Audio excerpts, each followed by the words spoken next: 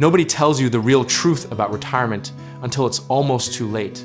And by then, you've already made the moves that will define the next 30 years of your life. We're not talking about maxing out your 401k or picking the right index fund. We're talking about the stuff they bury in the fine print of every financial plan you've ever seen. Here's the kicker. Most people spend more time planning a 2-week vacation than they spend planning a 30-year retirement. And the consequences of that imbalance are absolutely brutal.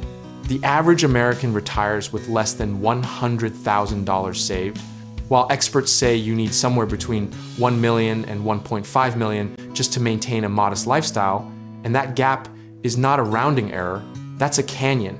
The catalyst behind all this isn't laziness or ignorance. It's a system that was never actually designed to get you to the finish line comfortably. Think of a traditional retirement advice machine like a GPS that only knows roads from 1985. It'll get you somewhere, but probably not where you actually want to go. For decades, the promise was simple. Work 40 years, collect a pension, retire at 65, and golf until you forget your own name. But pensions are basically extinct now. Social Security is doing its best impression of a Jenga tower, and 65 is the new 50 in terms of how much longer we're actually living. What nobody told you is that retirement isn't a finish line. It's a starting gun for an entirely new financial life that could last 20, 30, even 40 years. The optimism of, "I'll figure it out later," has a very specific expiration date, and for millions of people, that date has already passed.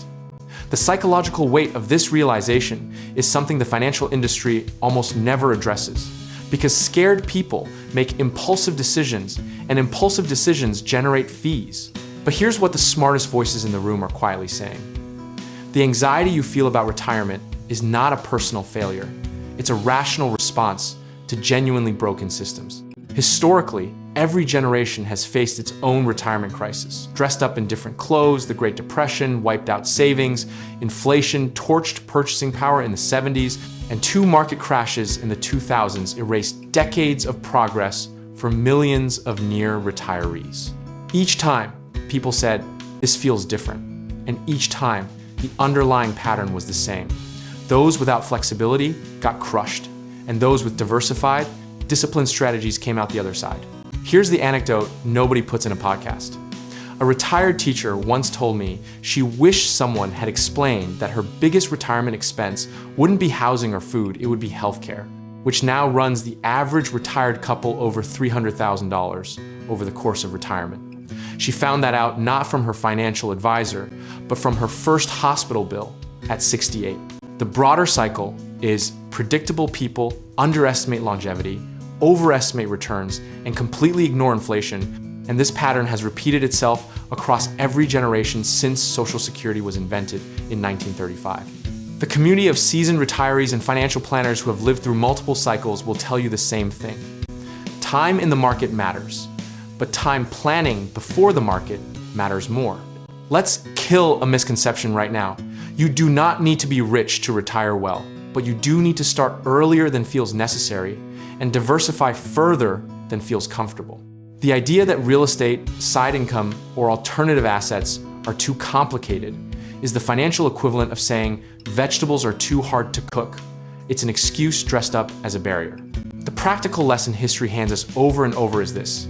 The people who retired with dignity weren't necessarily the highest earners. They were the most consistent actors, small contributions, held long, spread across multiple asset classes, with expenses ruthlessly managed, moderate risk, taken early and often, with position sizes that let you sleep at night, beats concentrated conviction every single time. Discipline is the only variable you actually control in this equation, and sizing your exposure so that no single bad year ends. Your strategy is the closest thing to a retirement superpower that exists. Process, patience, and consistency aren't glamorous, but neither is running out of money at 79. So pick your heart. Here's the philosophical truth that ties all of this together. Retirement planning isn't about predicting the future. It's about building a life resilient enough to survive whichever future actually shows up.